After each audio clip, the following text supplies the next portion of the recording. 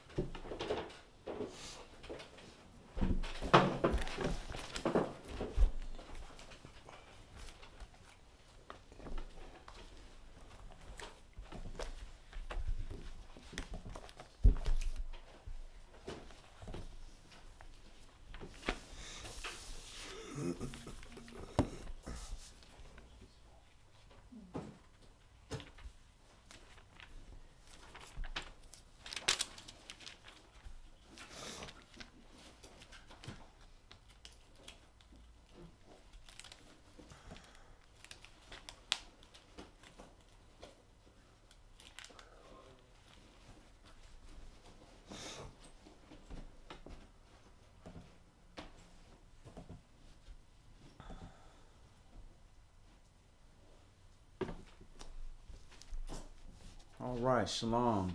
My name is Yadon Yasharah, my brother Yonatan Yasharah. Shalom. And we are in our Rosh Chodesh, which is the new month. We are starting the second Hebrew month. We had a beautiful first month of holy days, of getting this new year cracking and starting. And in the second month, if you were unable to take the Pesach, Yahweh allows for us to take it in the same time period that we would take it in the first month.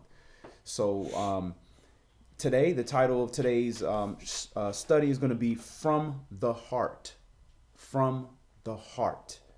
And when you think of flesh and a fleshy part, you think of the heart. The heart has a lot to do with feelings and emotions and anger and all types of things. And, we always hear that term, pure in heart. And, do you remember it by heart and all these different things. But what we have to understand is that as much as that may sound romantic, the heart could easily mislead you. As we've learned as adults in relationships that we've had with friends and family members, that, your heart can mislead you.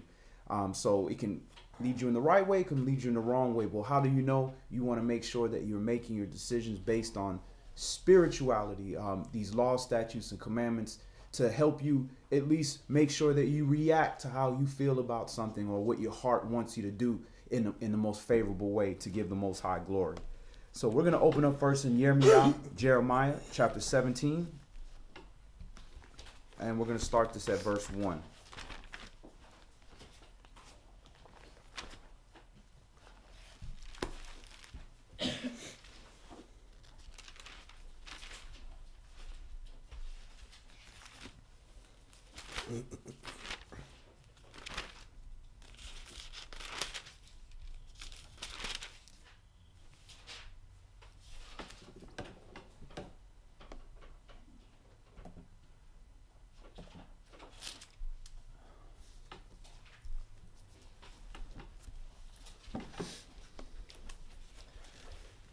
Jeremiah chapter 17 and verse 1.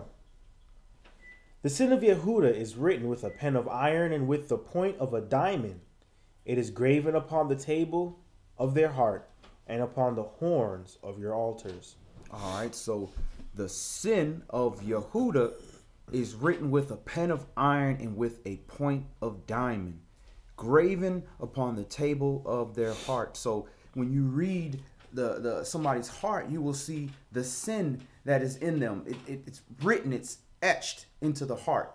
And that's metaphoric, but when you look at that, that means your heart is heavily influenced by sins that you have done in the past that are still there, that you have to work out. Go ahead. While their children remember their altars and their groves by the green trees upon the high hills, O my mountain in the field, I will give your substance and all your treasures to the spoiled, and your high places for sin throughout all your borders. And you, even yourself, shall discontinue from your heritage that I gave you, and I will cause you to serve your enemies in the land which you know not, for you have kindled a fire in my anger which shall burn forever. And you look here, this is prophecy regarding the children of Yahshua. We the only group of people in the entire world who's completely discontinued from their heritage. As a whole, we don't even have a clue, many of us, what our heritage is. And this was the punishment that, okay, I gave you this heritage, this laws, these righteous way of living, and I gave you these blessings in advance. And you turn around and didn't keep these covenants that we made between each other. So I'm going to take it from you. Since you knew it and you still didn't want to walk with it, I'll take it from you and make those that are seeking righteousness stumble upon their heritage. Go ahead. And then the word for heritage here is 5159, Nakala. Nakala. And it means, in its original sense, a stream, especially a winter torrent, by implication a narrow valley. Oh, I'm reading the wrong word. H5159. 59, okay. Properly something inherited, abstractly occupancy, or concretely a heirloom. Generally an estate, patrimony or portion, heritage, to inherit, inheritance, or possession. Losing your identity, the things that make you who you are. You know, your things that you inherited, properly something inherited. We inherited this. We weren't born this way. This is the Most High adopting us as sons, and we inherited this word. And it was passed down from generation to generation, and we were cut off from it because we refused to listen to it. So he said, all right, to make you not further disrespect me to my face, I'm going to remove you from the heritage and let you see how it's like being out here with this covenant, but without your heritage to guide you so that you can receive these blessings. Verse 5. For thus says Yahweh, cursed be the man that trusts in man and makes flesh his arm, and whose heart departs from Yahweh. For he shall be like the heath in the desert, and shall not see when good comes, but shall inhabit the parched places in the wilderness, in a salt land and not inhabited. Blessed is the man that trusts in Yahweh, and whose hope Yahweh is. And how do you make Yahweh your hope? Look to him for all your sustenance. Right. You make him your hope by saying, I'm going to navigate based upon what Yahweh says for me to do. Based upon the Shem of Yahweh, how the character, how he would want me to act in a situation. And my hope and my faith is that I'm gonna get the other end of the bargain, that he promised me, that it's gonna end well with me. Versus putting your hope in man and saying, you know, well, I'm gonna not keep these commandments, but I'm gonna have this guy, I really believe he can help me out in my situation, and I'm gonna put my trust in him because it's going against Yah. Now, it doesn't mean you totally forget about man, but when there's a contradiction and you're saying, well, I'm not going to trust the commandments, I'm going to trust this man. Go ahead. I got someone to say something right quick. Just as a reminder,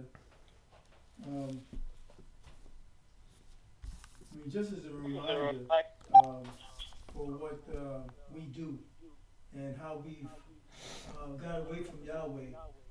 And it tells you, if you go back in verse 2, it's dealing with these groves, you know, by the green trees, and upon the high hills, where we worship these false elves, you know, and it was just trying to basically say at that time they use the word Asherim, you know, then we had worshiped Asherim, which is Ishtar, you know, and Ashtaroth, and Aphrodite, and Venus, and Multiple ones. and multiple different gods, you know.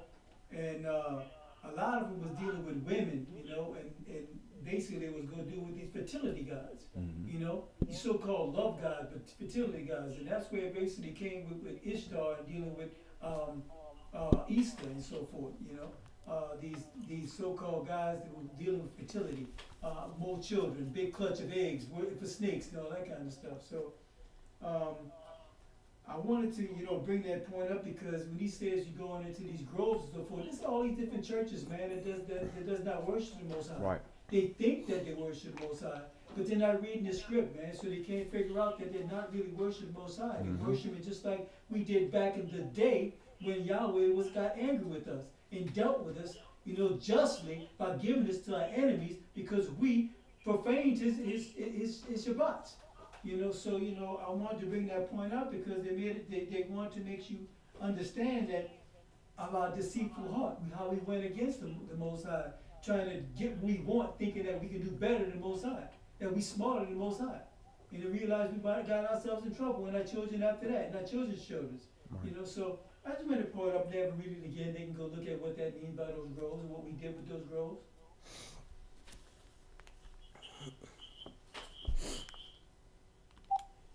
Yirmiyah chapter 17 and verse 8.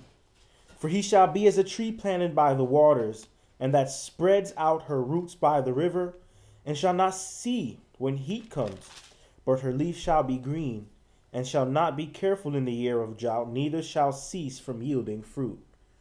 The heart is deceitful above all things and desperately wicked. Who can know it? So the heart is deceitful above all things.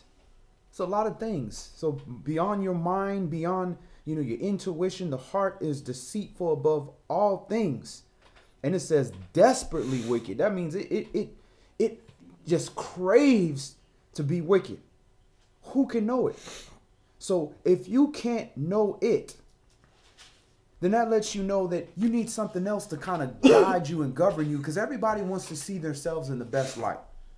But the only way that you can ensure that your heart isn't leading you in a wicked way is to have some set of values that is going to guide you through that have been tested over a period of time. Now, there's righteousness in all different types of societies and different cultures that were before ours and during ours and so forth and so on.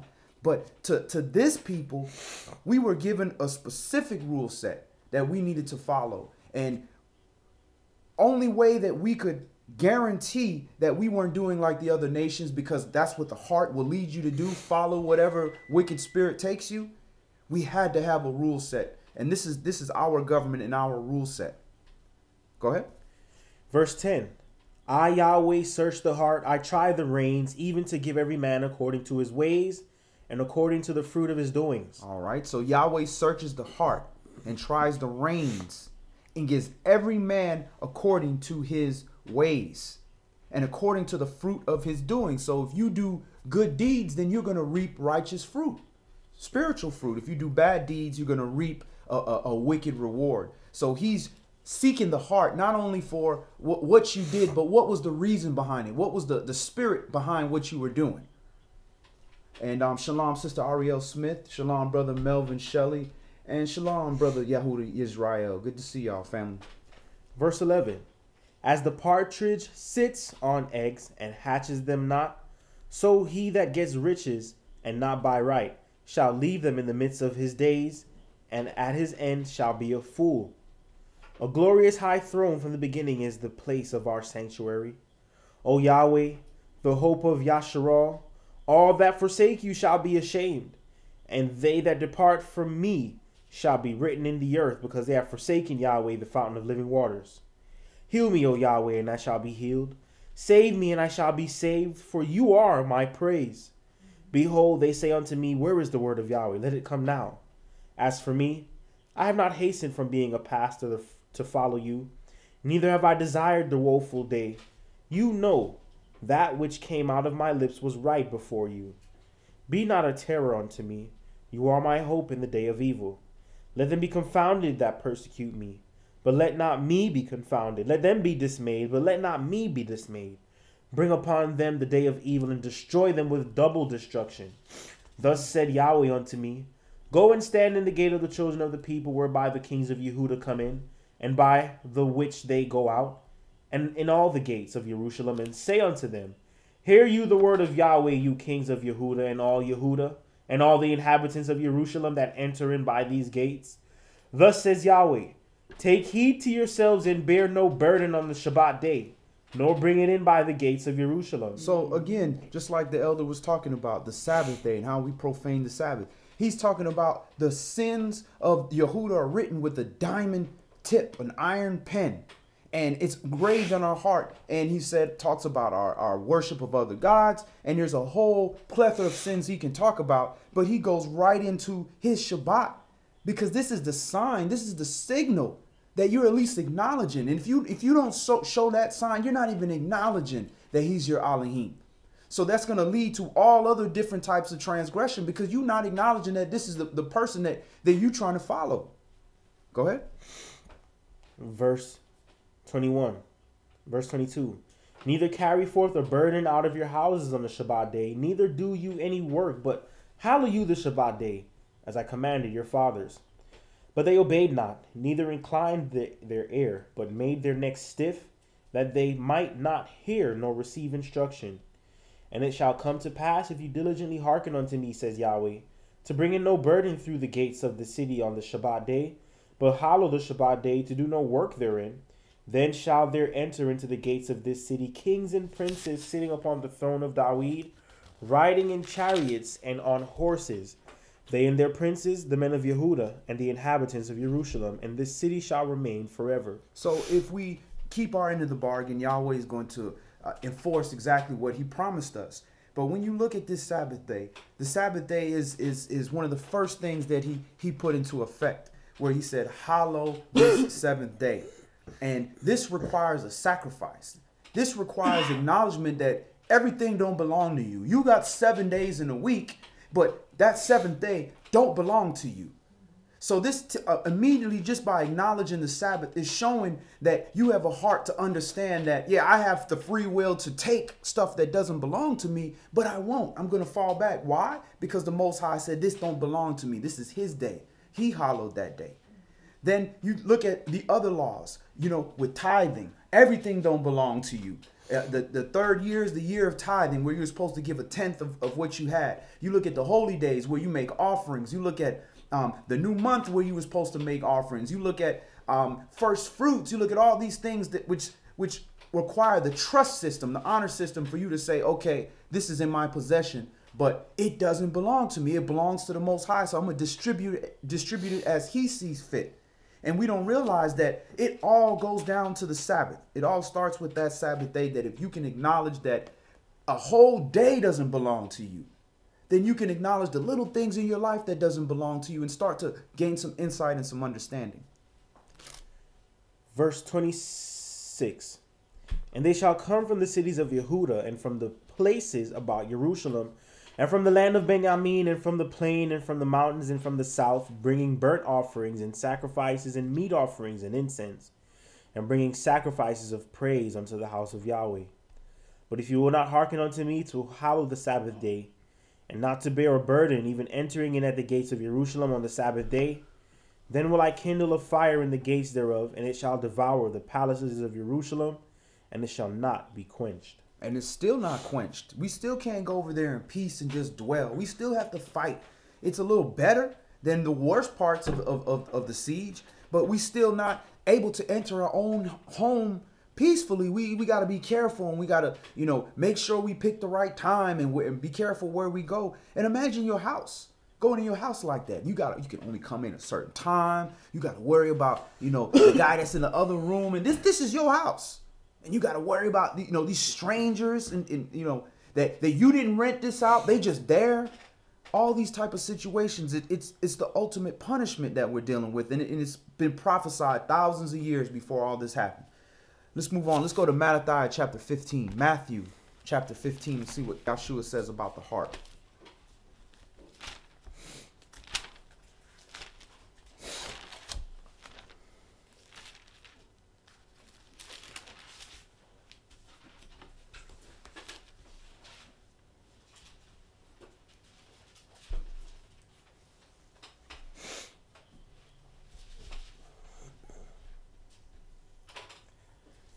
Matthew chapter 15 and verse 1. Then came to Yeshua scribes and Pharisees which were of Jerusalem, saying, Why do your disciples transgress the tradition of the elders? For they wash not their hands when they eat bread. But he answered and said unto them, Why do you also transgress the commandment of Elohim by your tradition? For Elohim commanded, saying, Honor your father and your mother, and he that curses father or mother, let him die the death. But you say, Whoever shall say to his father or his mother, It is a gift, by whatsoever you might be profited by me, and honor not his father or his mother, he shall be free. Thus have you made the commandment of Elohim of none effect by your tradition. You hypocrites, well did Isaiah prophesy of you, saying, This people draw near unto me with their mouth, and honor me with their lips, but their heart is far from me. So that's part of their heart.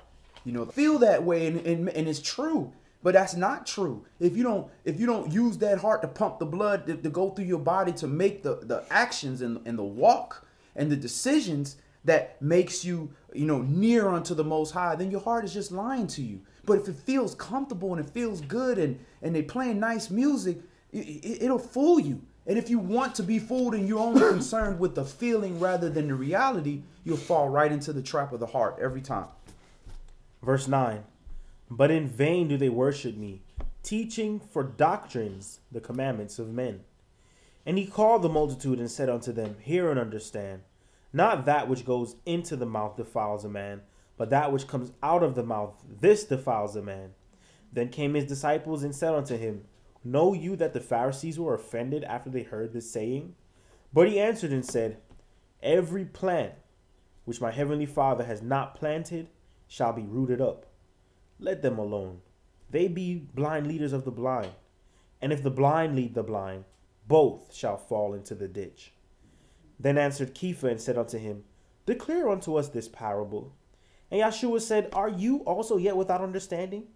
Do not you yet understand that whatsoever enters in at the mouth goes into the belly and is cast out into the jar? But those things which proceed out of the mouth come forth from the heart, and they defile the man. For out of the heart proceed evil thoughts, murders, adulteries, fornications, thefts, false witness, blasphemies. These are the things which defile a man. But to eat with unwashen hands defile not a man. So he lets you know from the beginning to the end what he's talking about. The whole thing was in reference to, eating with unwashen hands. So you got to be careful with cherry pickers that would like to pull one verse out and try to make a whole doctrine that's anti-Messiah or anti-law out of this, it's not what goes in your mouth, what comes out your mouth. But he's talking about out of your mouth proceeds these evil thoughts. And these evil thoughts is just the manifestation of what's in your heart, which will lead to murders and adulteries and fornications and thefts and false witness and blasphemies, because what's in the heart is going to eventually come out. You can only hide that. So instead of, trying to hide what's in the heart, focus on trying to get that out, those things that are out of the heart, or at least acknowledging that something is not right so that you can have something to fall back on to help guide you when the heart is leading you to do something. Bro, verse 14, isn't there a verse talking about if they want to be wicked, let them be wicked still? Want to be righteous, let them be righteous still? Dealing with 14, he was trying to let them know, from my understanding, that, let them alone. Mm-hmm. They be the blind leaders of the blind. Right. And if the blind lead the blind, both shall fall into this, because if the blind keeps teaching lies and untruths, and right, the blind want to follow the blind, you can't do nothing for them if you still trying to teach the truth and they won't hear it. Especially if Yahweh has not allowed them the scales to fall off their eyes or to let them hear the truth. Right. Maybe in their heart they don't want to hear the truth. Right. It's always up to Yahweh if he's going to allow them later to do so. But also, I'm looking at this 18 through 20 verses, and if you are not affected by these things, then as you read this, and you will realize that you're not affected by these things, Yah willing, that's when you need to really look at yourself. Because if you study in these scriptures, And you have to like we do, go through and look at the definition of words, you know, whether it be Hebrew or Greek, try to understand the true understanding of it. Because we want to learn the truth. If you're not being affected or offended by these words in here, then you gotta look at yourself and say, well, why does these words don't touch my heart? Have I not made the same mistakes? Have I not become rude with somebody or disrespected somebody, holler at somebody? I know I have. If you don't look at yourself in the manner how Yahweh and Yahshua want you to look at yourself, to say, okay, you're not judging yourself. You're not looking at yourself and say, okay, I've done that. Why am I not on my knees repenting? Like my incense, repenting for the Father to help me. Why am I making these same mistakes over and over again? But it's not. But most of us brush it off and say, "Oh, that's not me. That's you. You did this." We blame others for the things that anger us. Right. And that if we don't look at ourselves, then what we do is blame everybody else for the problems that we have. You know. And I realizing that we also have to work our due diligence, so we can before we go to our Father, so He doesn't have to judge us, because He's already given you the book, given us the book, to judge ourselves, so we can learn what Yahweh is trying to teach us about righteousness. So maybe we might be able to put those things down, put those things that we do that how you say unpleasing to the Father. We'll be able to put those things down, recognize them, and say you need to stop and repent from them. So I think as we read that, we should apply that to ourselves. Are we doing any of those things? Because I believe that's maybe Saul, Paul, and Samuel, and the rest of them. When Yahweh showed them, it's time for them to lay it down, they went and checked their own hearts, checked their own mind, checked their own ways to see if they have offended anyone. So they maybe. Yahweh might allow them to cleanse the spots off their garment before it's time for them to close their eyes. Well, even what you mentioned about 14, when it says, leave them alone, they be blind leaders of the blind, and they both fall into, it doesn't say a ditch. No. He said the ditch. The ditch. Right. And this is a purposeful, like, a spiritually, naturally occurring process that y'all knows is going to happen. It's like the, like farmers with the winnowing fork. You throw the wheat in the air. Yeah, the wind separates the wheat from the chaff. And all the chaff just blows away into the wind. And this is a natural process. So it's like Yah has already set the law in motion. Somebody manifests wicked, the consequences come and sweep them up. Somebody manifests guile, the consequences come and sweep them up. So this is a naturally occurring process that Yahshua was like, I'm not going to force wicked people into righteousness. That's right. Because the point is for these people to be separated and destroyed. Right. So, and he said, right in the verse before that, every plant which my heavenly Father did not plant shall be rooted up. So it just goes to show, you see a vessel, but you're not sure about the spirit that was placed inside that vessel. So Yahshua pretty much said it. It was like, don't fear those that could kill the body. That's not what's important. Mm-hmm. Fear the one that's throwing the souls into Gehenna.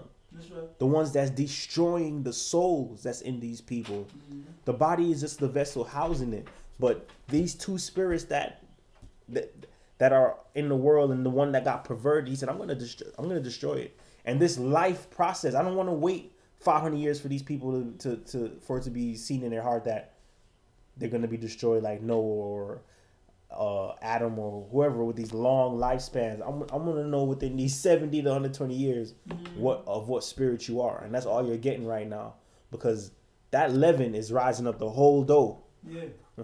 Yeah. I got a question. There's a lot of trauma and things we go through in our lives, like especially before coming into this, and I guess we kind of build up a lot of negative traits in our heart, and a lot of kind of puts a lot of how would I say this? Just a lot of a lot of negative traits in our heart that we know aren't conducive to this walk. But it's like, how do you go about rooting those up and kind of changing the inclination of your heart when you know, like, it's something that's not fit for this walk, and it's something that you have to purge out of yourself? How do you go about doing that when it's become like second nature in a way, you know.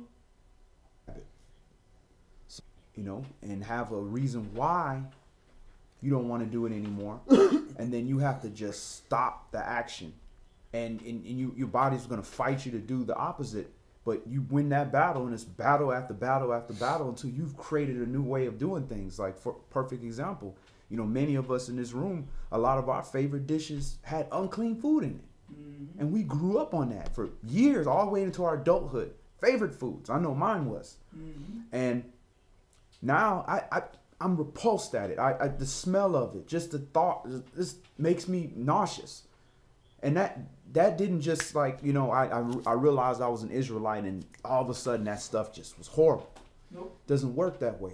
You have to change the way you think. Repentance is not just stopping the action, but changing the way you think about something. And then once you change the way you think, you can change the action, have the motivation to continue. Then after repeated times, that's no longer in you.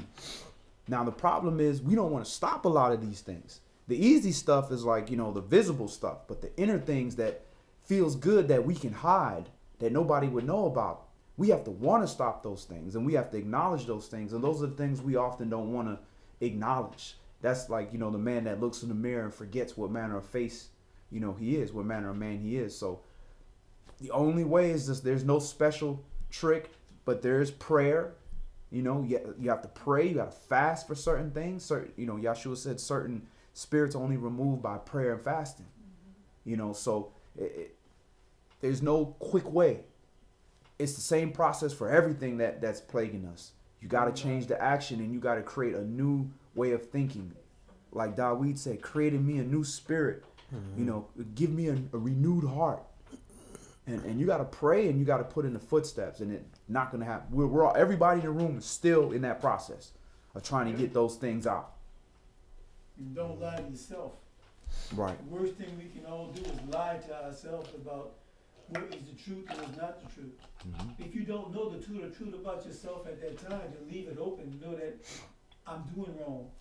I don't like what I'm doing. Right. What does Yah have to say about it? Since we're trying to follow Yah, what does Yah have to say about it? And if he says, don't do this thing because it causes this problem, don't do this thing because it puts you in this situation, then we have to learn how to fight against it, you know, to stop doing the things. Because what may be easier for somebody else to let go might be very hard for you to let go, and vice versa. But that's why Yahweh puts together his family, you know, trusting each other, respecting each other. You know, not trying to beat each other up, but saying, okay, what is your problem? Now, how does Yahweh speak on this problem? Now, this is what you need to do about this problem, you know, and yet Yahweh speak to you. And if I have a problem, I'm supposed to trust you enough to come to you and talk to you about a problem. If you have knowledge of me, fine. If not, I've still got to do the same thing. I still got to go to this book. It doesn't matter from young to old. We all have issues. We all need the Messiah. We all need to follow. There's nobody better than nobody else. We all come short of glory of. So each one of us has a burden we have to fight. Each one of us trying to get to that salvation with fear and trembling. We all have this. So whatever problem you have, Yahweh got an answer in the book. We just got to search for it. And when you find it, then you have to try and follow it. Yep. And in addition to that, you have just the way the human mind works. We usually do whatever feels good to us. Yeah. So a lot of times you have people that's doing drugs, and then we don't realize that we probably shouldn't do those things until we feel the consequences of it. You know, and the same thing happens in the spirit. So like you're doing drugs, and then sometimes, you know, a person has a child and they're like, oh, I need to shape up, you know. They're motivated by the fact that they want to lead their child in the right direction, so they might clean up. And what happens naturally, sometimes people fall right back into if it was meth or whatever, cocaine, hard, heavy drugs that really mess people up. After a space of time, even the influence of having a child isn't enough to keep them on the right track. So if you put that in a spiritual sense, you know, you come into this life, you get the liberty to do what you want. You could have a family, you know, you could gain wealth, buy cars, all those things. And then we realize that there's certain things that we're doing that doesn't give glory to our Creator, even though He's given us life and we get to exercise free will and things of that nature. So then we come to a point of repentance. We realize something I'm doing is wrong. And then one of the scripts, as the scripture says, if you love me, you'll keep my commandments. So when we come to that understanding that everything I have is not of myself, but from the Most High, part of the motivating factor is that I love Yah. So let me just keep his commandments to return that gratitude unto him. But like I mentioned earlier, sometimes that's not enough to keep us on the right track because we falter. So then that's where the chastisement comes in. That's right. And you end up losing things you love. You end up falling victim to calamities that you really shouldn't have, but it was like y'all's not going to allow you to continue your iniquity. Nope. and act and justify you like he's wicked like we are. He's not wicked like we are. He's actually wanting us to cleanse our ways. And if the loss of this or the loss of that or the suffering under this circumstance or that circumstance is going to change us, then that's what we're going to feel. And then we're going to realize that we're not fulfilled. So then we'll do what it takes to get back into that place of fulfillment. Like, I don't want to be in this place where I'm not happy, because I knew what happiness felt like. Even though before I was happy doing wickedness, and I know now I can't do wickedness because I love Yah. So let me do the things he wants me to do. And we found out that those chastisements kind of turned us back onto the right direction. And if we hate the chastisement, we'll do the things that are right. If we find that the chastisement doesn't bring us the pleasure that we want, we'll just do the things that Yah asked us in the beginning, according to the portion of the spirit that we have and the power to overcome whatever is holding us back. When Yahweh chastised his children, and he said, if you don't chastise you, you're a bastard child. You're not his. Right. You're not his. Let's go to Ezekiel chapter 36. Ezekiel chapter 36. And this goes right into what you were talking about. You're going to have to be given a new heart. A heart that doesn't pump based upon, how it feels, but is led of the Spirit. And shalom, Sister Sharon Pinky. Good to see you.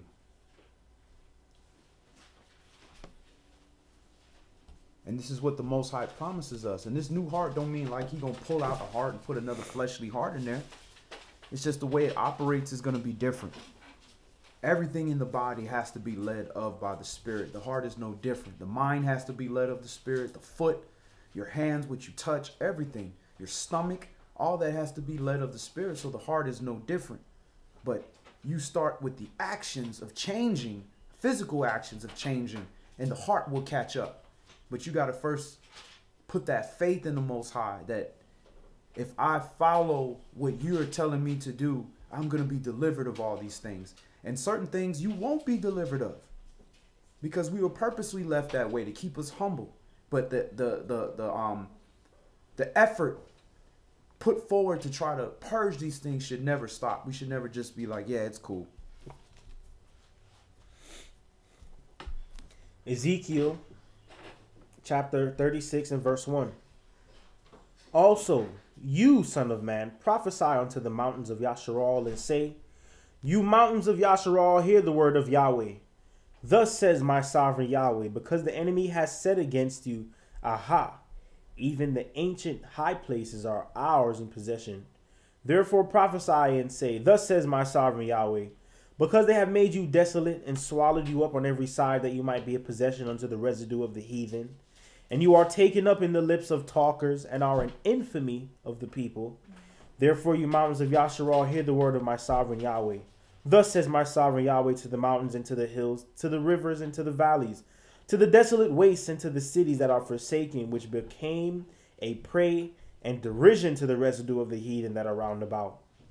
Therefore, thus says my sovereign Yahweh, surely in the fire of my jealousy have I spoken against the residue of the heathen, and against all Idumea, which have appointed my land into their possession with the joy of all their heart, with despiteful minds, to cast it out for a prey.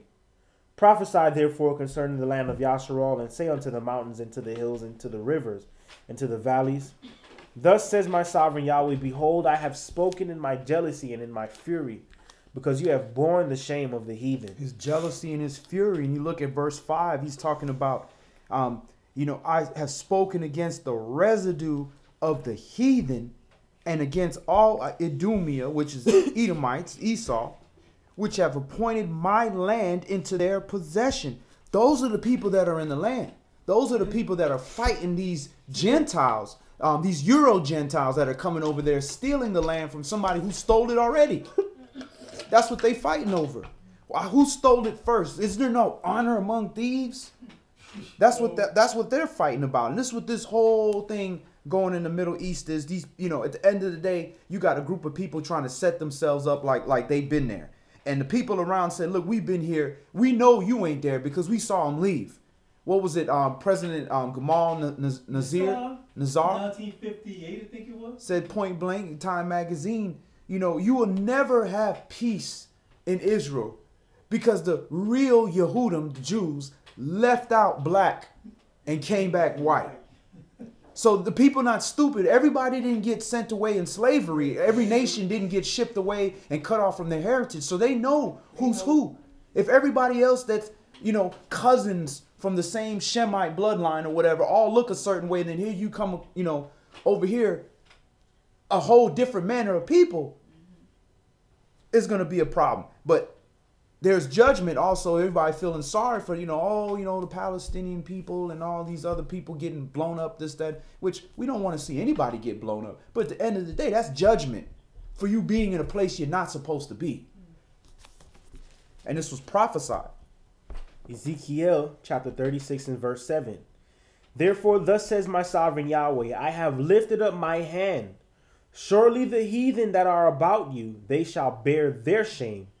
But you, O mountains of Yasharal, you shall shoot forth your branches and yield your fruit to my people of Yasharal, for they are at hand to come.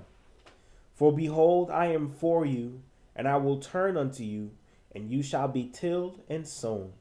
And I will multiply men upon you, and all the house of Yasharal, even all of it, and the cities shall be inhabited, and the wastes shall be builded. And that's not only talking about Jerusalem, the physical city being built up, because it's in ruins now. It's not what they call in Jerusalem. That's something that doesn't fit the biblical geography and area that the book says, the Torah says, where Israel is. But this is also talking about the people. Well, we are just a waste. We were wildernesses. We were destroyed. We were, dry land, not producing any fruit, with lacking understanding, being cut down in our prime. And this is the rebirth of us coming back, of receiving the water, the waters of life back into us, producing fruit and allowing us to grow up and be a land again, being a heritage again. Go ahead. Verse 10.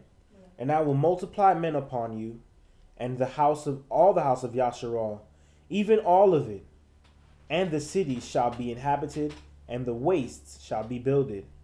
And I will multiply upon you man and beast, and they shall increase and bring fruit. And I will settle you after your old estates, and will do better unto you than at your beginnings.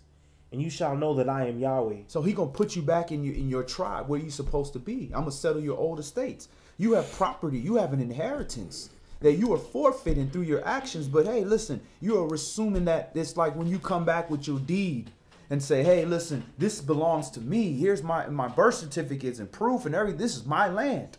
We assuming that. But instead of doing it physically with paperwork and all that, we doing it with commandments, and the angels are going in there, opening the place back up for us to resume our land. Like what it talks about in the New Testament, where there's the 12 gates. You got 12 tribes. They're going to put you in your former state and tell you where you're supposed to be. Mm-hmm. Verse 12. Yea, I will cause men to walk upon you, even my people Yasharal, and they shall possess you, and you shall be their inheritance. And you shall no more henceforth bereave them of men. Thus says my sovereign Yahweh, because they say unto you, you land devour up men, and have bereaved your nations. Therefore you shall devour men no more, neither bereave your nations any more, says my sovereign Yahweh. Neither will I cause men to hear in you the shame of the heathen any more, neither shall you bear the reproach of the people any more, neither shall you cause your nations to fall any more, says my sovereign Yahweh.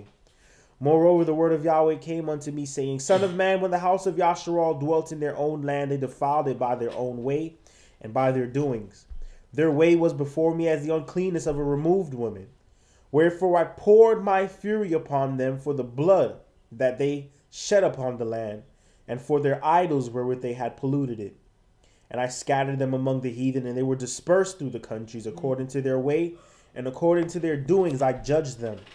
And when they entered unto the heathen, wherever they went, they profaned my holy name, when they said unto them, These are the people of Yahweh, and are gone forth out of his land. But I had pity for my holy name, which the house of Yasharal had profaned among the heathen wherever they went. Therefore say unto the house of Yasharal, Thus says my sovereign Yahweh, I do not this for your sakes, O house of Yasharal, but for my Kodesh name's sake, which you have profaned among the heathen wherever you went. And I will sanctify my great name, which was profaned among the heathen, which you have profaned in the midst of them. And the heathen shall know that I am Yahweh, says my sovereign Yahweh, when I shall be sanctified in you before their eyes. For I will take you from among the heathen, and gather you out of all countries, and will bring you into your own land. So Yahweh says, for I will take you, shalom, sister, will take you from among the heathen and gather you out of all countries and will bring you into your own land. Go ahead, brother. Verse 25, Ezekiel chapter 36 and verse 25. Then will I sprinkle clean water upon you, and you shall be clean from all your filthiness, and from all your idols will I cleanse you. And that is the prophecy pertaining to immersion. Sprinkling this clean water upon you, and you shall be clean. From all your filthiness and from all your idols will I cleanse you. And the raquettes, which was the ritual bath that the priest took, that didn't cleanse you of all that stuff. That cleansed you of being unclean from, you know, you did something, you touched something, this, that, and the other. But it didn't remove the idols from you and the filthiness from you. This is something different. This is something spiritual. The Holy Spirit has to do this to guide you and lead you in the way. So when they say that the immersion wasn't prophesied, it's right there. You should highlight it right there. Verse 25. Verse 26. And when you get that immersion, this is supposed to be the result of it. A new heart also will I give you, and a new spirit will I put within you. And I will take away the stony heart out of your flesh, and I will give you a heart of flesh. So I'm going to take the stony heart, the heart that has this stony scab growing up on it from constantly being cut from all the wickedness happening over and over and over. He's going to peel that layer back and give you, sprinkle water on you, cleanse you from all this. But what good is it if I cleanse you, but then you got the same stony heart? You're doing the same thing. That's not, you're just going to get dirty again. That's not helping anybody. So he says, when I cleanse you from all this, I'm going to give you a new heart. That new heart don't mean that it's not susceptible to building stone back on it. It's still under that stone is a fleshly heart. But what he's giving you is a new heart and a new spirit, which is going to guide you differently. If you listen and allow the Spirit to lead you, and to be able to properly understand the difference between the Spirit leading you and your heart, you need these commandments. These commandments will clearly give you a black and white line between your heart and the Spirit. And then you know, okay, now I got to make a decision. I know the heart wants to lead this way, but the commandment says do this. And the spirit of that commandment is this. How do I walk in perfect accordance? Go ahead. Verse 27. And I will put my spirit within you and cause you to walk in my statutes. And you shall keep my judgments and do them. And you shall dwell in the land that I gave to your fathers, and you shall be my people, and I will be your Elohim. This is what makes you his people and him our Elohim, when we walk in his statutes. But he says, what he said here, I will put, in verse 27, I will put my spirit within you and cause you to walk in my statutes. I'm going to cause you to do that.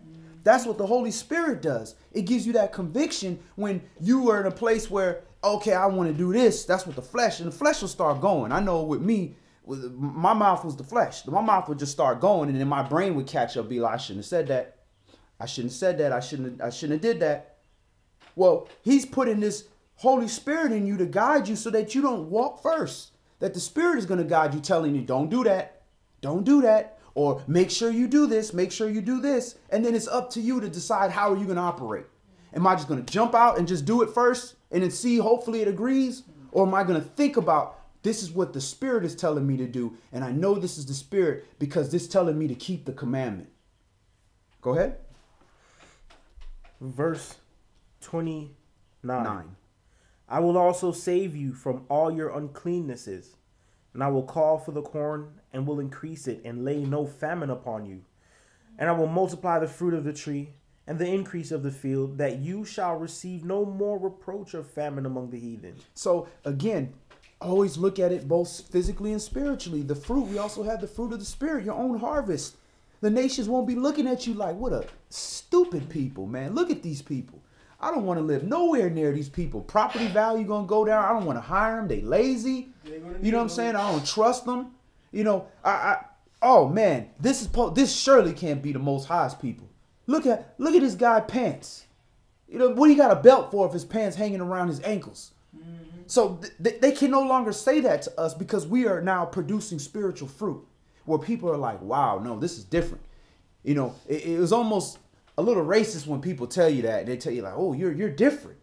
You're different. Like they really want to say you're not the average nigger.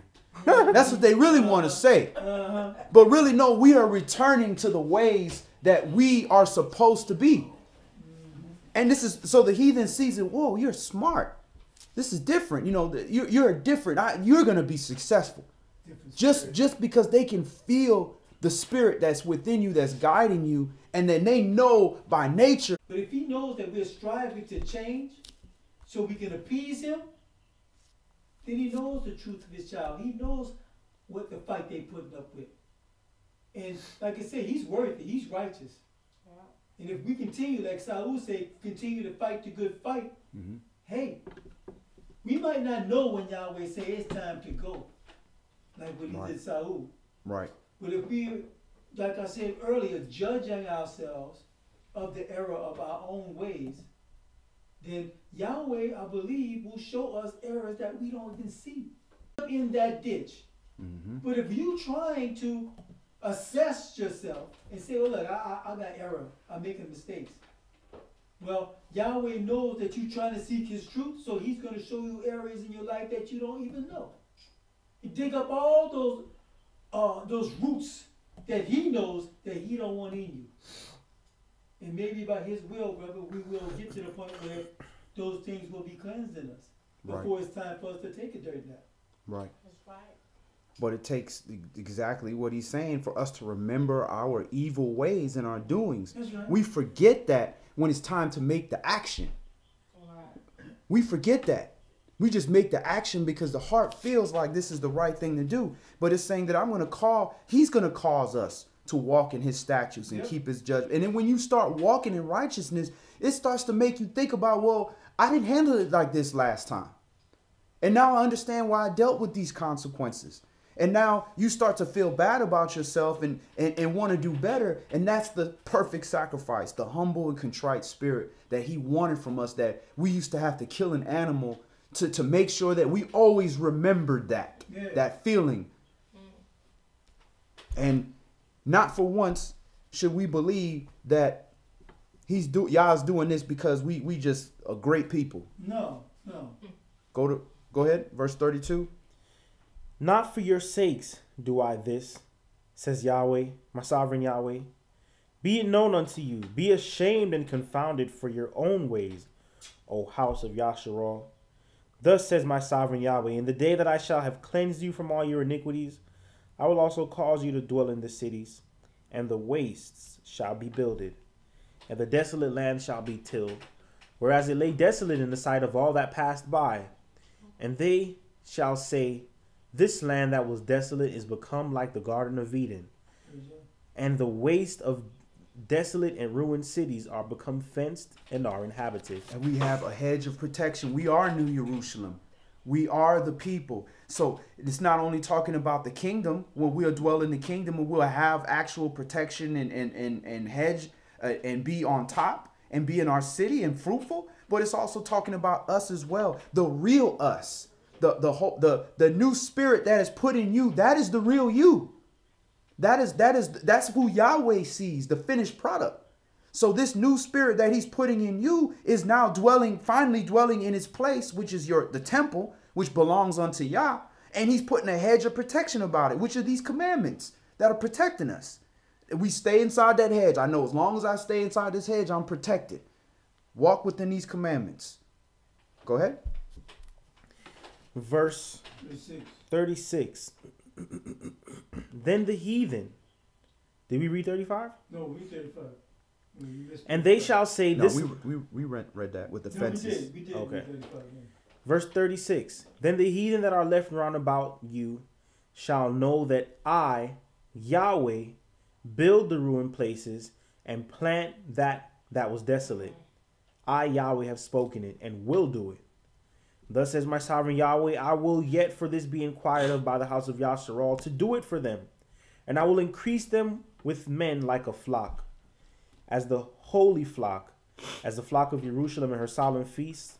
So shall the waste cities be filled with flocks of men, and they shall know that I am Yahweh. And again, that's twofold. Yahweh always does something carnally so that we can see things carnally and understand it. And then he wants us to understand the spiritual aspect of it. So when you look at Jerusalem now, the real Jerusalem, it is desolate. It is raised and they're trying to build it back up little by little. The saints are going down there trying to actually rebuild it. But it's destroyed. It's going to be built back up again and be a real city, you know, as it was before. And it's the same thing with us. The nations will look at us and say, truly, Yahweh is with them. Because look at this destroyed city. We thought it was over here. But no, that's the real city. Because look how it's dwelling high above everybody. And we thought these were ruined people. I thought these Israel, you know, these descendants of slaves will never be anything. Because that's what TV is telling me. That's what media is telling me. This is what my experience with the one or two I've met in my life is telling me. But then when they see us built up and walking in our real royalty, dressed as how we are supposed to be dressed, then it demands the respect. And they say, wow, that, because look, they look exactly the same as this other guy. But something is different about him. So I know Yahweh did that. Furthermore, I remember, wasn't he the guy that did this? That ain't him. That's Yahweh that did that. Let's move on. Let's go to Hebrews chapter 8. Because he's saying, I will cause you to walk in his ways. You know, what's the funny thing is that Jeremiah, you know, the traditional Christian church nowadays like to use Jeremiah 3:8, talking about he sent away Israel and gave her bill of divorcement. Right, right. So now, you know, Israel is been dispensed to all the world now. Sure. But right here, he's saying, nah, Israel, I have an everlasting covenant with you, and I'm gonna restore you, and I'm gonna clean you, and I'm gonna replace you in the land whereby I scattered you in the beginning. Right. And he's going to confirm that by covenant in the same book. Jeremiah 31 and 31. He confirms this same covenant. And now you're going to see the saints regurgitate that same covenant in Hebrews chapter 8. Hebrews chapter 8. Verse 8 also? Hebrews chapter 8.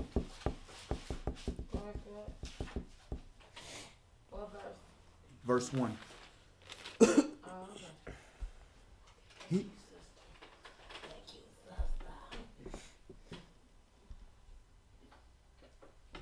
It was just exactly what you were saying. You know, they go to that, we is cut off. Well, he going to confirm, no.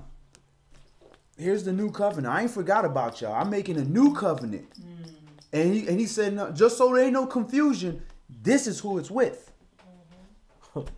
The other day, I was watching Pastor. I have to call his name. What was his name? It starts with an N. He's a Sunday preacher.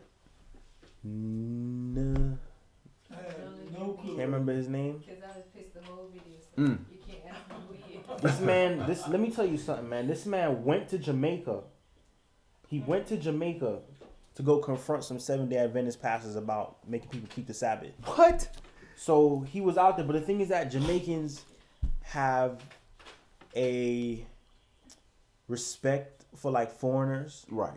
Like, although they have a contrary view to a foreigner that shows up, like everything in them doesn't want to really go ham like that. Like, oh no, this is a foreigner. You know, I'm from a poor village and he's from a foreign. Yeah, so he came like, you know, in that spirit, you know, talking about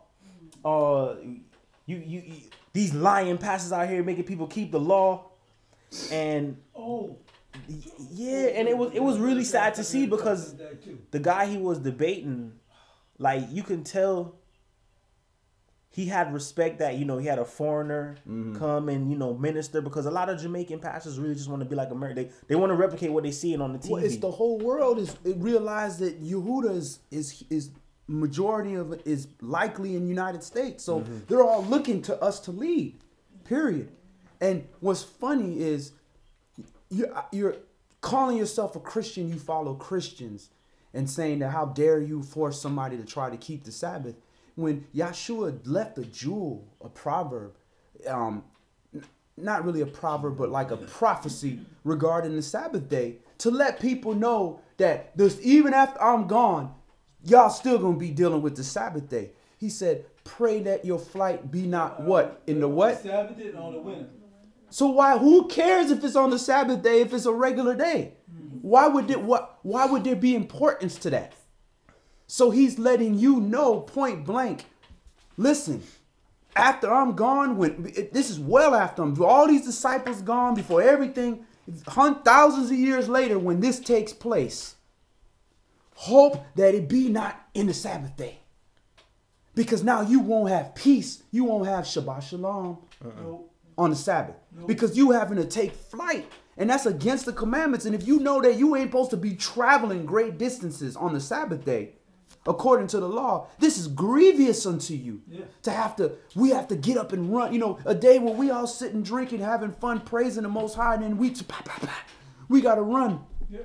And let it be any other day of the week, but just give me my Sabbath. I need that spiritual recharge from the week.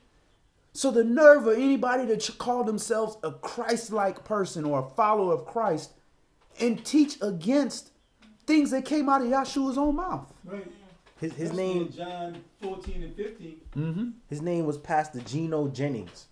Never heard of it. Sound like a pimp. But you know, he had a few, you know, very zealous teachings of his own, you know, outside of when it comes, you know, Sunday preachers, they it's a hit and miss. You know, like sometimes he's being good, you know, about the salvation of the Mashiach and all that stuff. But then he goes to Jamaica and gonna go to a Sabbath keeping congregation and tell them that all these pastors are liars for making these people keep it. But he was blasphemy. He was hyping them up because he was, you know, and the theatrics of it. Yeah. So he was hooping and hollering. His production was good. He got the crowd hyped and pretty much ran the other pastor off the stage. Like, man, go sit down, man. You uneducated. And I'm like, oh my, and it really burnt me because I was like, dang, you know, the other pastor's just humbly teaching the Shabbat. Where's his assembly? I don't know, but Geno Jennings, man, Gino. If anybody can find out, let's find out where his assembly is.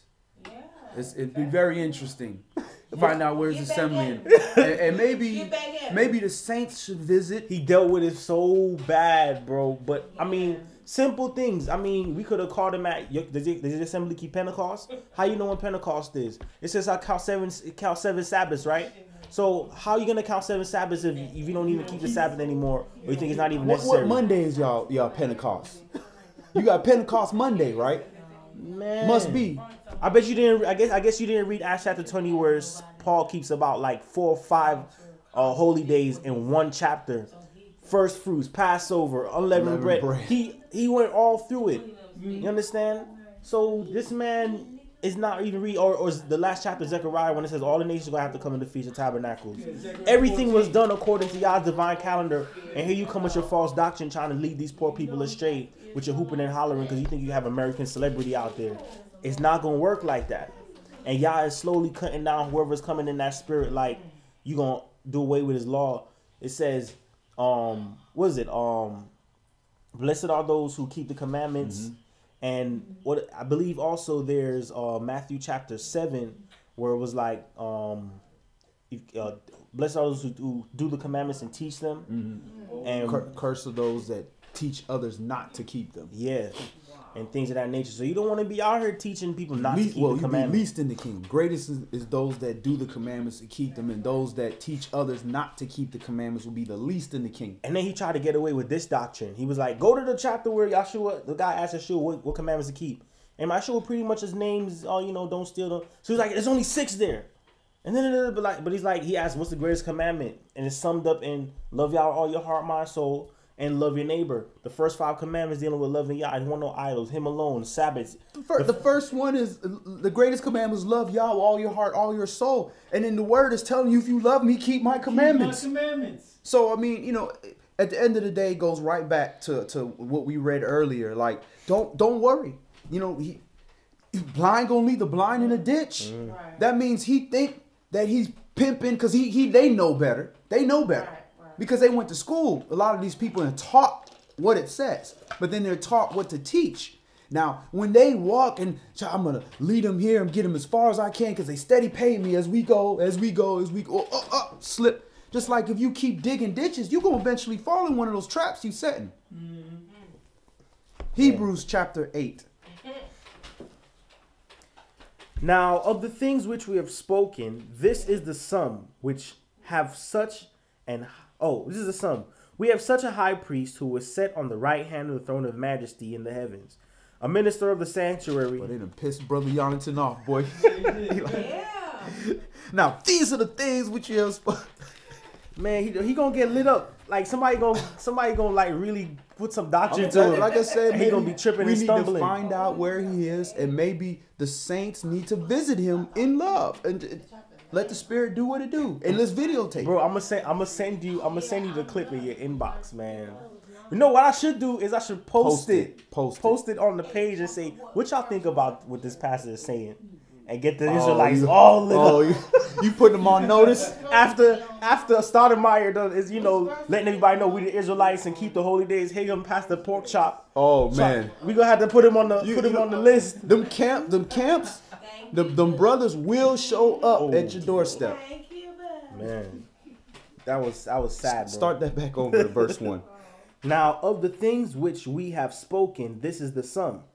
We have such a high priest who is set on the right hand of the throne of majesty in the heavens, a minister of the sanctuary and of the true tabernacle which Yahweh pitched and not man. And a minister is a servant. He's a servant of the sanctuary. So this is what the word does. It serves the Most High. Go ahead. For every high priest is ordained to offer gifts and sacrifices, wherefore it is of necessity that this man have somewhat also to offer. For if he were on earth, he should not be a priest, seeing that there are priests that offer gifts according to the law, who serve unto the example and shadow of heavenly things, as Moshe was admonished of Elohim when he was about to make the tabernacle. For see, says he, that you make all things according to the pattern showed you in the mount. So he's even giving him instructions saying, listen, you're doing things based upon the exact specifications that I'm giving you, because let it be done on earth as it is in heaven. So if they're keeping the Sabbath in heaven on a certain day and you keep it on another day, you out of order. That's misaligned. That's like if we doing a dance routine and we both doing a robe out at the same time and we supposed to be both going this way and you going the other. You messed up the whole routine. That's not glorious. And this is why they don't put me in dance troops. Go ahead. And Exodus 31 verse 2, the guy that Yah put wisdom to build a tabernacle, his name was Bezalel, which means shadow of the Almighty. So he was pretty much given the wisdom on how to reflect the things that was going on in heaven. These are the things we want. Right. Just because it's a shadow doesn't mean it's done away with. It means that there's a greater light that this is supposed to reflect. Right. So we want these things. I got a question for you, bro. He's also going against the Most High 10 Commandments to keep Yahweh's Sabbath day. He can't even get to the 4th. He can't even get to 5, the top 5. No, didn't. And I mean, we understand that it's done out of ignorance. He was taught, and it's his tradition and the Southern Baptist tradition, and it's generations and generations of this slave teaching. Yeah. But we gotta get liberated from this, and you can't be trying to get more people to adopt your slavery. Right. It's oppression, man. You getting people to not have a day because you getting oppressed on Sunday. Because he's had pre-teachings where he shows all these white images of Christ, and he's like, this is not him. He's black. But then you gotta keep going, brother. And the way you dealt with that man, your own brother, who's in an island of captivity. We're all in these sides of captivity. Was cruel. Right. All right. Verse 5. Who serve? Oh, verse 6. But now he obtained a more excellent ministry, by how much also he is the mediator of a better covenant, which was established upon better promises. For if that first covenant had been faultless, then should no place have been sought for the second. So where's the fault? This problem with the covenant? This problem with the law? The fault is with the people. Verse 8. Let's read it. For finding fault with them. Finding fault with them. That's the fault. Wasn't nothing wrong with the law. The law said keep the commandments. But because we wouldn't keep the commandments, then we had to have animal sacrifice. Then he gave us animal sacrifice. We couldn't even do that because we wasn't getting the humble and contrite spirit. So he had to change it because he found fault with us. Read that again, verse 8. For finding fault with them, he said, behold, the days come, says Yahweh, when I will make a new covenant with the house of Yasharal and with the house of Yehuda. I got to make a new covenant because my people are dying in this and they're teaching other people how to die. So I got to do something new. Yahshua straight from the garden. You got to go down there and fix this thing. But it had to be a step process. Go ahead. Not according to the covenant that I made with their fathers in the day when I took them by the hand to lead them out of the land of Mitzrayim, Egypt, because they continued not in my covenant and I regarded them not, says Yahweh. So it's talking about making a covenant with the house of Yasharal and the house of Yehuda. Now, that don't include these other people saying, well, you know, we're under the new covenant. No, this says in the covenants between the house of Yehuda and the house of Yasharal. Then if you're confused of who those people are and what they went through, then he goes in and said, not like the one I made with their fathers the day I took them by the hand and led them out of Egypt. Your people didn't get led out of Egypt. That ain't talking about you. That don't mean you're not going to benefit from this new covenant, because when the priests are in righteousness, the whole world benefits. But don't inject yourself in there like this about you. It's not about you. You just benefiting from the promise the Most High made to us. Go ahead. Verse 10. For this is the covenant that I will make with the house of Yasharal after those days, says Yahweh. I will put my laws into their mind and write them in their hearts, and I will be to them an Elohim, and they shall be to me a people. And they shall not teach every man his neighbor and every brother, saying, know Yahweh. For all shall know me, from the least to the greatest. So I had a young brother, you know, try to pull this and say, you see, this is why you don't need to keep the commandments anymore, because it's already in your heart to do the right thing, this, that. We already in the new covenant. When Jesus died, you were in the new covenant. Well, I said, well, brother, if you read here, it's telling you in verse 11 what's going to happen after this new covenant. They shall not teach every man his neighbor and every man his brother, saying, know Yahweh. So you telling somebody, you know, you're not going to have to teach somebody know Yahweh. People don't know his name. They still calling him Lord. They still calling him Baal. And I asked the brother, I said, well, what's the sign of Yahweh then? Since everybody know Yahweh, what's his sign? The brother's like, what, love, peace? I was like, no, bruh, Ezekiel chapter 20. The sign between Yahweh and us and him is that the Sabbath day. That's a law. So you didn't know that. It didn't mean that you weren't a man of the Most High, that you didn't have a spirit of the Most High. You still need to be taught. So that means this ain't in your heart. It ain't there. It's got to be put there. Y'all got to do that. You know, what happens, like you have here Sirach chapter 32 verse 17, and it says, a sinful man will not be reproved, but finds an excuse according to his will. Mm-hmm. So when he comes into this word and then he starts seeing stuff about Sabbath and commandments, but then he finally sees Saul saying, oh, you know, the law is done away, he's going to render it according to his understanding, like, oh, okay, cool, so what I was doing before was fine. Right. So he's fine with that. And then he builds a doctrine on that. And then it's been perpetuated generation after generation that the law is done away.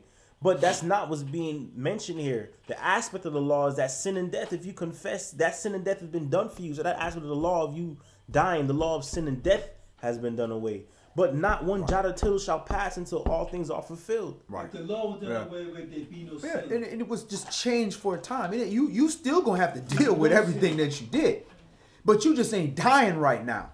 And he's not enforcing death right now. Where that, like you said, that animal gotta die now because of your sin. That death has to be done. It's gonna happen. Yahshua just bought you some grace, a period of time. Look, you already got death penalty. You got from this time till you die to try to get this right, to try to get cleansed through this word so that I can speak up for you when it's time to sentence you to death. And I say, no, the word says he kept this commandment and he repented from this and he repented from that. Go ahead on. Verse 12, for I will be merciful to their unrighteousness, and their sins and their iniquities will I remember no more. In that says a new covenant he has made for the first old. Now that which decays and waxes old is ready to vanish away. All right. So all that, this person did this thing to me, so I need to just kill them. I need to punish them. I don't like what they did, so I'm going to do this against them. That is vanished away. That stopped. Every man gonna reap what he sowed. You don't got to worry about that. But that has passed away. It vanished away. The new way of things is while you here, get it together, because they ain't not after you leave. That's it. There's no repentance after you die. So that old way is gone. That old way was a shadow. That old way was manifested in carnality and a lot of blood.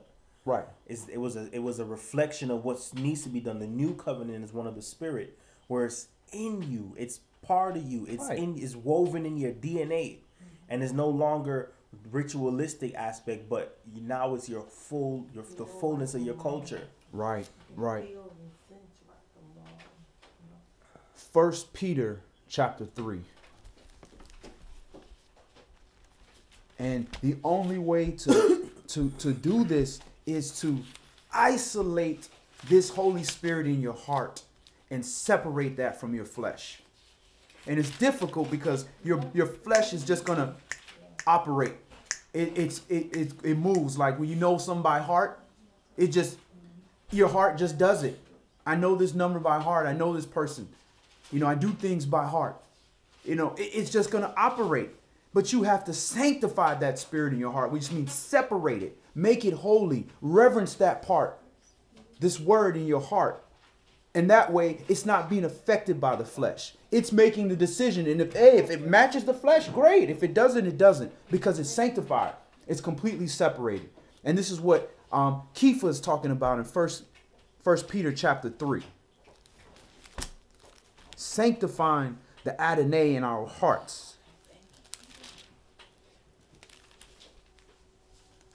1 Peter, chapter 3.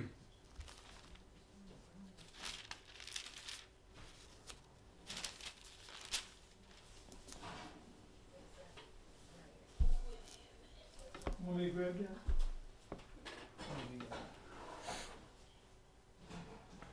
First Kepha, chapter 3 and verse 1.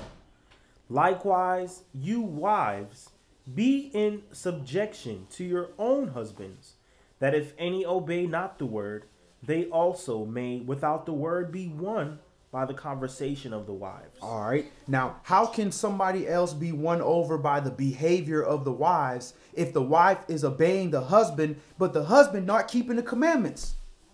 The husband gonna give unrighteous instructions because he's walking in lawlessness. So he telling the woman to do this and do that. And the woman is in her behavior is being obedient to her husband.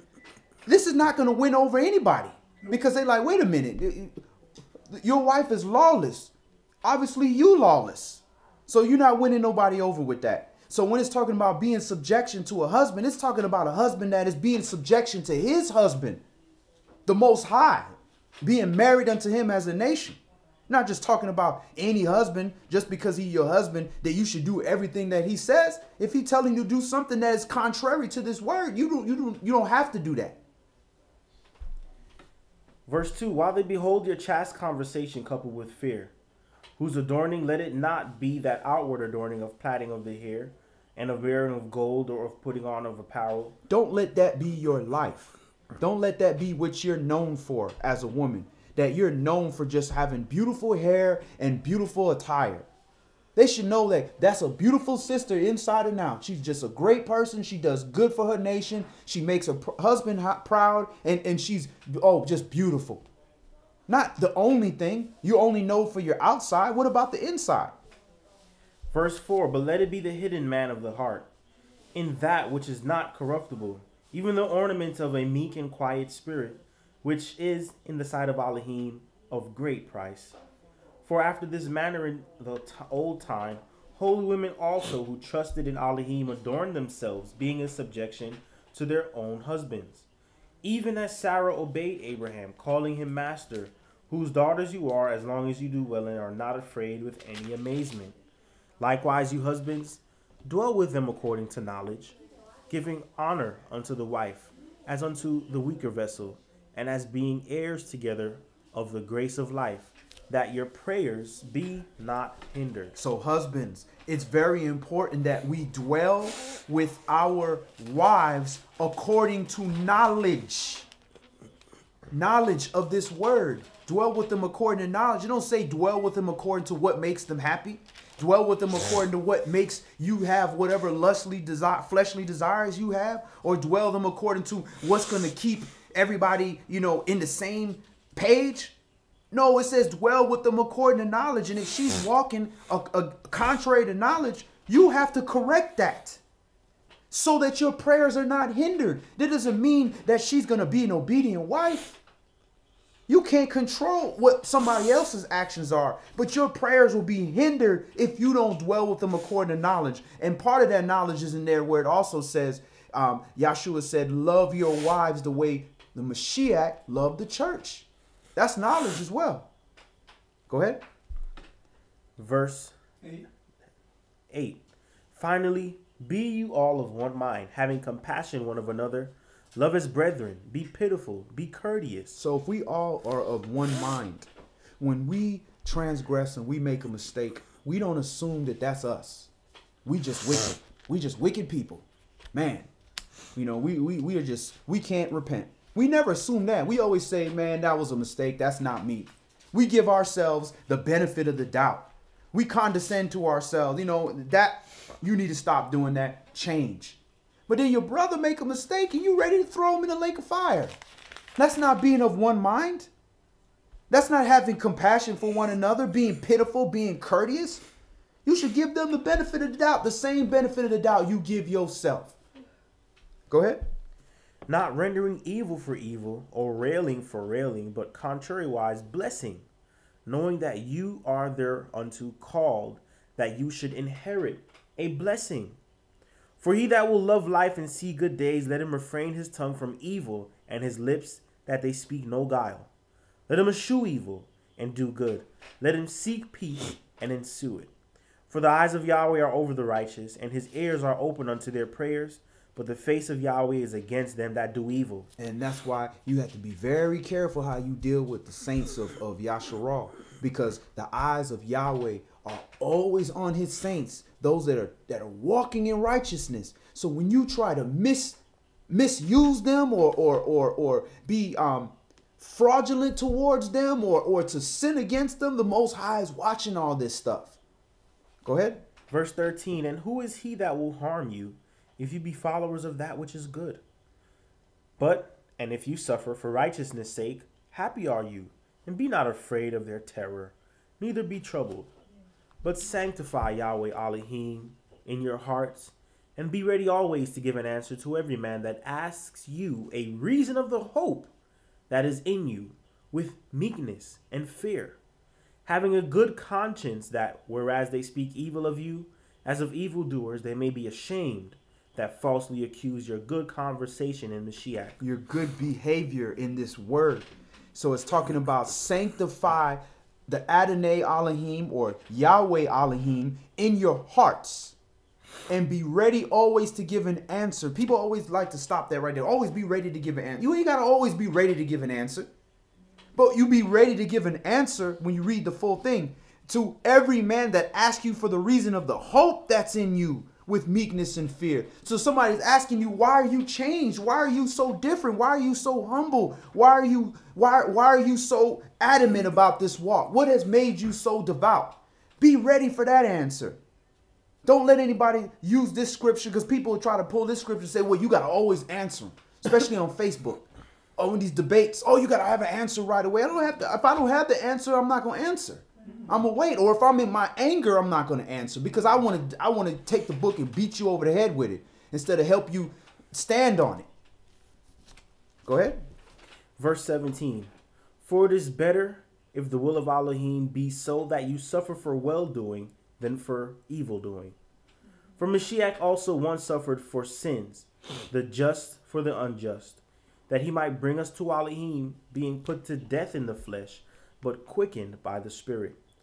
By which also we went and preached unto the spirits in prison, which sometime were disobedient, when once the long suffering of Elohim waited in the days of Noah, while the ark was a preparing, wherein few, that is 8 souls, were saved by water. The like figure whereunto even baptism does also now save us, not the putting away of the filth of the flesh, but the answer of a good conscience toward Elohim, by the resurrection of Yahshua Mashiach, who is gone into heaven, and is on the right hand of Yahweh, angels and authorities and powers being made subject unto him. All right, let's go to the conclusion. Let's go to Ephesians chapter 3. Ephesians chapter 3. So sanctifying the Most High in our hearts is allowing this word, the Mashiach, to dwell in our hearts by faith. Faith, we have to believe that when we water that seed or we plant that seed, that Yah is going to add the increase in our lives. And that takes faith. The same faith that a farmer has, that when he plants that seed, that it's going to grow and sprout and bear fruit so that he can harvest and feed his family and have some kind of commerce in his store and his basket. Ephesians chapter 3, which is after Galatians, after Corinthians and Galatians.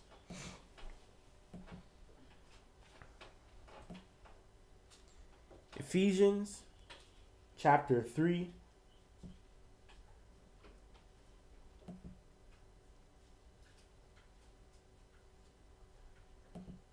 I believe one of the sisters said that the the pastor's in Philly. Oh, okay. You're already getting called out. And You're already Philly. getting called out. I don't know. I've been seeing Philadelphia a whole lot lately too. I don't know why. We got an Ock in Philly too. Oh yeah, We'll have to holler at brother Yashak. Yashak will go. He go. Yashak would be the perfect brother to don't go play. We got hitters. We got Shalom to peace to brother Yashak. We got zealots. We got zealots out there. Ephesians chapter 3 and verse 1. There's no better way than when you destroy somebody with the truth and kindness. And they just want a war. They want you to have some inappropriate behavior so they can just completely divert everything. But you come in peace and in word and in truth, non-emotional, and in trying to help the individual. And the demons just come out and just expose themselves. It's like you having a conversation with someone. All of a sudden they just pull out a gun. You're like, hold on, brother. We just having a conversation. Yeah. They be like, oh man, what was I doing with this gun in the first place? Yeah, put it down. I'm bulletproof. But anyways, so let's continue. Let's stick on the point. You wasting time. Because at the end of the day, the goal is for righteousness to be executed. It's Right. not, oh, let me expose my great knowledge as more than everyone else. That's not the intent. The intent is that Yah's purposes, Yah's statutes and commandments, that's for the greater good of all humanity. When you look at everything we suffer in life, it's a result of sin. It's a result of us not doing the commandments. So when you see one person come up trying to promote doing wickedness, those are the same thing. That's the same thing akin to all the rapes and robberies and stuff that's going on in the world. Don't teach nobody that stuff. Start teaching people the right thing. Start teaching people the stuff that's going to deliver them from the wickedness that's going on in the earth. If you hate all the evil in the war that's going on, Yah gave us the DNA of it. He gave us the the simple molecules of righteousness, these commandments. Right. It's Right. just the basics. It's just that simple. Sound like we just regurgitating the same thing, but it's really just that simple. We're trying to program the brains of the viewers, and we're trying to program our own brains as well, because we keep saying it over and over and over. So when it hits our front door, it's over and over and over in our heads. And that's the same way that wickedness was put in our head. It was over and over and pushed everywhere we look. It was pushed in our face. And then we did it and we got rewarded for it. And our brain calculated that way. Just like if every time you touch something, you got slapped, you ain't touching that thing no more. You've got a negative connotation to it. Ephesians chapter 3 and verse 1. For this cause I, Paul, Saul, the prisoner of Yahshua Mashiach, for you Gentiles, if you have heard of the dispensation of the grace of Elohim, which is given me to you word, how that by revelation he made known unto me the mystery, as I wrote afore in few words, whereby when you read you may understand my knowledge in the mystery of Mashiach, which in other ages was not made known unto the sons of men, as it is now revealed unto his holy apostles and prophets by the Ruach, the Spirit. Praise Yah. That the Gentiles should be fellow heirs and of the same body and partakers of this promise in Mashiach by the good news, whereof I was made a minister according to the gift of the grace of Elohim, given unto me by the effectual working of his power. Unto me, who am less than the least of all saints, is this grace given, that I should preach amongst the Gentiles the unsearchable riches of Mashiach, and to make all men see what is the fellowship of the mystery, which from the beginning of the world has been hidden Yahweh, who created all things by Yahshua Mashiach, to the intent that now unto the principalities and powers in heavenly places might be known by the assembly the manifold wisdom of Yahweh, according to the eternal purpose which he purposed in Mashiach Yahshua our Master, in whom we have boldness and access with confidence by the faith of him. Wherefore I desire that you faint not at my tribulations for you, which is your glory. For this cause I bow my knees unto the Father of our Master Yahshua Mashiach, of whom the whole family in heaven and earth is named, that he will grant you according to the riches of his glory to be strengthened with might by his Spirit in the inner man, that Mashiach may dwell in your hearts by faith, that you being rooted and grounded in love may be able to comprehend with all the saints what is the breadth and length and depth and height, and to know the love of Mashiach, which passes knowledge, that you might be filled with all the fullness of Elohim. So when the Mashiach, again, practice every time you see Mashiach, Christ, Yahshua, any of that, keep that in mind, the person, and also keep in mind that he's the word in flesh. It is interchangeable with the word. That the word may dwell in your hearts by faith, that you being rooted and grounded in love may be able to understand with all saints what is the breadth, length, and depth and height, and to know the love of this word, which passes all knowledge, that you might be filled with all the fullness of Elohim. I'm trying to let you get what is it? I'm here to teach you how to live life and to be blessed more abundantly. And live it more abundantly. Right. Verse 21. Unto him. 20. Oh, verse 20. Now unto him that is able to do exceedingly abundantly above all that we ask or think, according to the power that works in us, unto him be glory in the assembly by Mashiach Yahshua throughout all ages, world without end. Amen. Amen. So again, let us always be in constant examination of the heart. And you do that by sometimes looking back at your actions in the past and seeing how your actions in the past line up with these commandments, and how if you were making decisions on the commandments, how did the consequences lined up? And could you have been more merciful? Could you have been more devout? Could you have been more patient? You know, and reviewing all these things to constantly check the temperature of the heart to see how much of the Spirit is guiding you. And in those practicing moments, that is the process of creating that new heart, which is not just operating based off of the flesh. So that's all we're going to do today. Any last questions or comments before we close?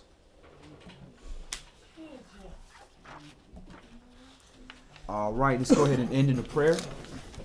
All brothers remove their head coverings, and all sisters pray with their heads covered.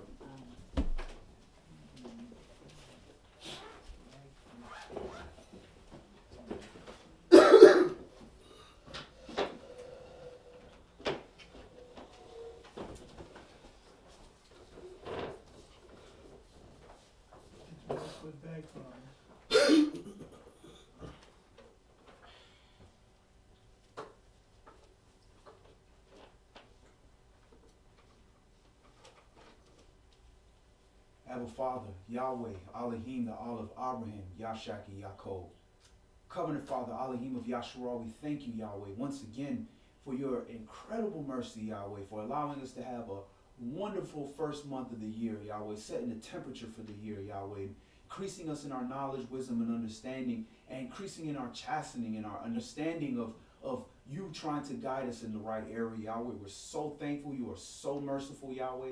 You have allowed many of our sick and our elders to continue on, not into the next year, but continue into the second month of the new year, Yahweh. We're thankful, Yahweh. We understand that you have us here for a purpose, Yah, and we ask that during this month, Yahweh, that you increase our understanding of that purpose so that we can be more deliberate with our emotions and our movements, Yahweh, to produce fruit for you, Yah.